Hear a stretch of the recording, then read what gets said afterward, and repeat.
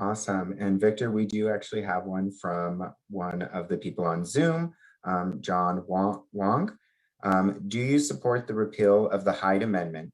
And how do you ensure reproductive justice, including that of queer and trans folks, will be available for all at the federal level?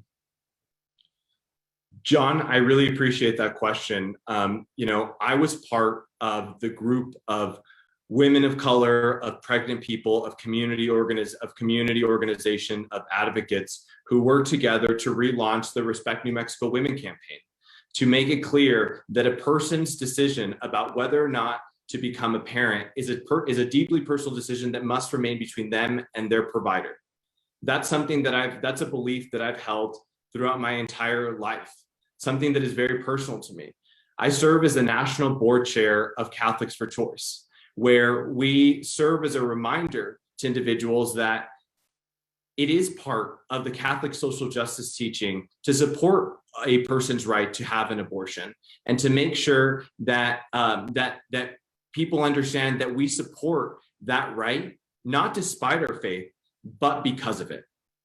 It's also important to me that you brought up what the discriminatory practice of the Hyde Amendment. And I've said it before, but I want to say it again. The first piece of legislation that I'm going to co-sponsor in Congress is going to be the Each Woman Act that will repeal the discriminatory Hyde Amendment. For those of you that don't know what the Hyde Amendment is, let me explain it. It is a provision in federal statute that was put in that prohibits a person from achieving abortion care based on specific types of insurance if the insurance is federally funded. So here in New Mexico, there are individuals who are insured by, for instance, the VA or Indian healthcare services, who do not have abortion care coverage solely because of the way they're insured. I have a very dear, close personal friend of mine who I love, who shared with me her experience when she was serving in the armed services.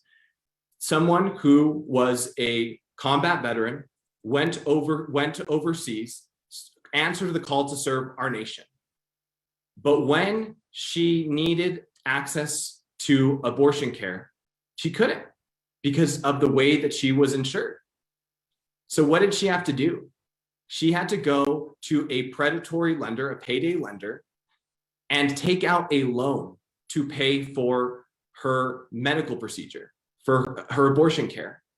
Think about that. Somebody who we asked to serve our country, to go overseas, to put their life in danger. And when they needed the support, the benefits that they are entitled to, the healthcare that they are entitled to, they were forced to go to a predatory lender to be able to receive that care. If that is not the most disgusting thing that you've ever heard, I am sickened by the fact that we have this discriminatory law in the books. We need to make sure that the Hyde Amendment, that restrictions to abortion care are wiped from the books. That starts with passing the Each Woman Act, but we need to be vigilant that every single appropriations bill does not have restrictions like the Hyde Amendment. That includes Title X funding. We need to make sure that Title X funding does not have restrictions on it embedded within it that ties the hands of healthcare professionals.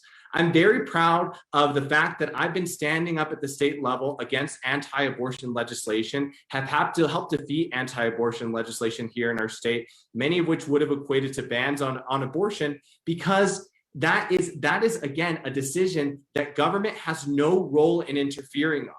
And my commitment to you, John, my commitment to everybody is that is an inclusive conversation, that every single person, regardless of their gender identity, regardless of their sexual orientation, that those services, regardless of how they're insured, right?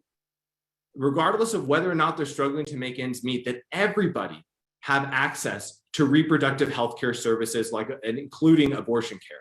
And I will fight tooth and nail to make sure that that's a reality. Thank you.